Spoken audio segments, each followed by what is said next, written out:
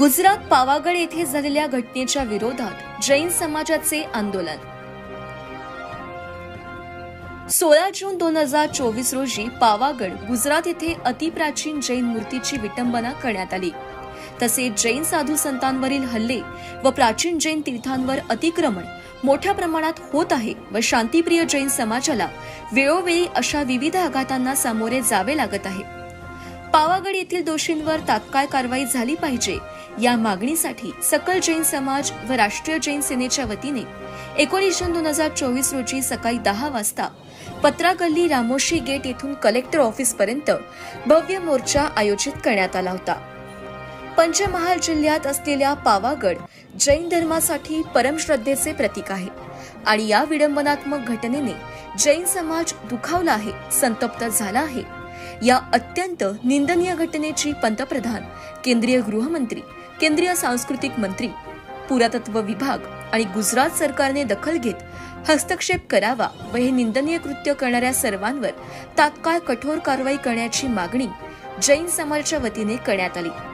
तसेच जैन साधू संतांवरील हल्ले व प्राचीन जैन तीर्थांवर असामाजिक तत्वांवर वेळोवेळी होणारे अतिक्रमण मोठ्या प्रमाणावर वाढत आहे, याकडे प्रशासनाचे लक्ष वेधण्यासाठी सदर मोर्चाचे आयोजन करण्यात आले होते, अशी माहिती अचलभाई जैन, बाळासाहेब धोका, संदीप भंडारी, महेंद्र सुंदेजा यांनी दिली। या मोर्चाचे नेतृत्व क्रांतिकारी जैन आचार्य विराज सागरजी महाराज यांनी केले।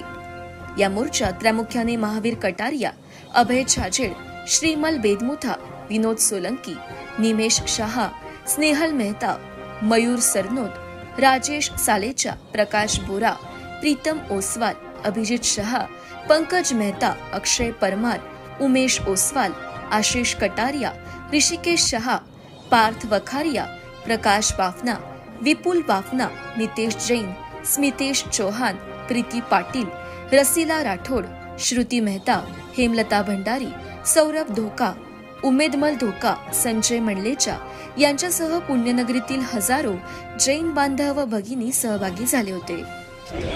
गुजरात पावागड येथे एक अप्रिय घटना घडली। गुजरात पावागड येथे प्राचीन जैन प्रतिमा होत्या, त्या प्रतिमांचं खंडन करण्यात आलं। तर त्या विरोधात पूर्ण जगभर, पूर्ण देशभर रोष होता।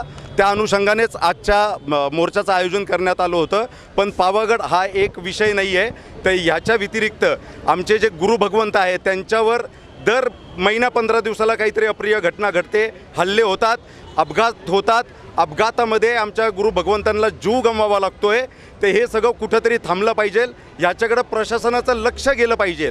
आणि आमचे जे प्राचीन तीर्थ आहे, आमच्या प्राचीन तीर्थावर पण मग ते समेत शिखर जे असेल, गिरनार जे असेल किंवा पालिताना असेल, असे बरेच असामाजिक तत्व आहे जे त्यांच्यावर कब्जा करायचा प्रयत्न करीत आहेत। या सगळ्या गोष्टींचं लक्ष आकर्षित करण्यासाठी, प्रशासनाचं याकडे लक्ष आकर्षित करण्यासाठी म्हणून आजचा हा मोर्चाचं आयोजन करण्यात आलं होतं। भारत सरकारला, प्रशासनाला, सगळ्या सरकारला म्हणजे महत्त्वपूर्ण म्हणजे असं आहे की प्रशासनाला निवेदन देण्यासाठीच आम्ही इथे आलेलो आहे का वेळोवेळी ह्या ज्या घटना घडतायत यांना कुठेतरी आता आळा बसला पाहिजे। कई बार हमने आज तक मोर्चे निकाले हैं और हमको आश्चर्य इस बात का होता है कि हर बार हम निवेदन देते, हर बार हमको आश्वासन दिया जाता है, हमको फंसाया जाता है और आगे कुछ होता नहीं है। हम चाहते हैं कि अब की बार ये नहीं सहेंगे अत्याचार। हम लोग ये अत्याचार सहने वाले में से नहीं है। जैन की व्याख्या सही ये है कि सच्चा जैन उसे कहते हैं कि जिसके एक हाथ में माला है और दूसरे हाथ में भाला है, वह सच्चा जैन होता है। आज तक सिर्फ हमने दुनिया ने हमारी माला देखी है, लेकिन अगर आप हमारे इस सहिष्णुता का आप ज़्यादा ये मत करो, अंत आ जाएगा तो हमारे हाथ में माला और भाला दोनों हाथ में आ जाएंगे। और जो काम सरकार ने करना है, अगर सरकार नहीं करेगी तो वो काम हम जरूर करेंगे। हम जैन तीर्थों की भी रक्षा करेंगे और हम हिंदू तीर्थों की भी हम रक्षा करेंगे। इतने सक्षम हमारे जैनियों को हम बनाने वाले हैं।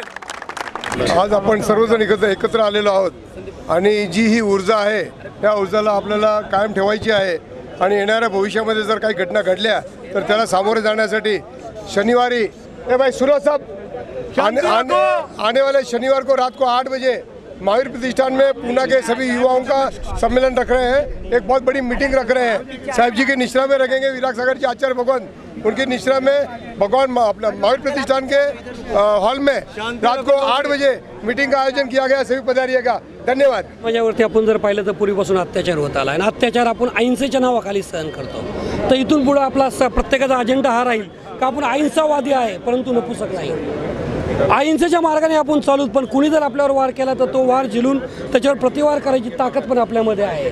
कारण परमेश्वराने हात फक्त आपल्याला जोडण्याकरता नाही, तर वेळ प्रसंग ज्या वेळेला आपल्या समाजावरती आपल्यावरती कोणी अत्याचार करेल त्यावेळेला खोलून आपण त्यावेळेला त्यांचे हातपाय तोडायला पण मागं पुढे पाहणार नाही। याच्यामध्ये जैन सकल संघ आहे, पुण्यामधील पूर्ण 4 संप्रदाय आलेले आहेत, जैन सेना होणार ते आहेत, सर्व पक्षांचे नेते आहेत, सर्व पक्षांचे ट्रस्टी, मंदिराचे ट्रस्टी, स्थानकाचे ट्रस्टी, जो सामाजिक एक उपक्रम चालवतो पुण्यामध्ये ते सगळे इथे आलेले आहेत। बऱ्यापैकी त्यांचे कोण ना कोणी प्रतिनिधी इथे आले आहेत। मोठ्या काल काही थोडंसं निगेटिव्ह लोकांनी केलं का उद्या मोर्चा नाही आहे, परंतु ज्याला धर्माच्या बद्दल आस्था आहे, ज्याला आपल्या समाजाबद्दल आस्था आहे तो इथं आला आहे। काही लोकांनी आपल्या व्हॉट्सअपवर सपोर्ट पण केला आहे का आम्ही येऊ शकत नाही, पण आमच्या शुभेच्छा आणि तुमच्या कार्याच्या बरोबर आहे। जय महावीर।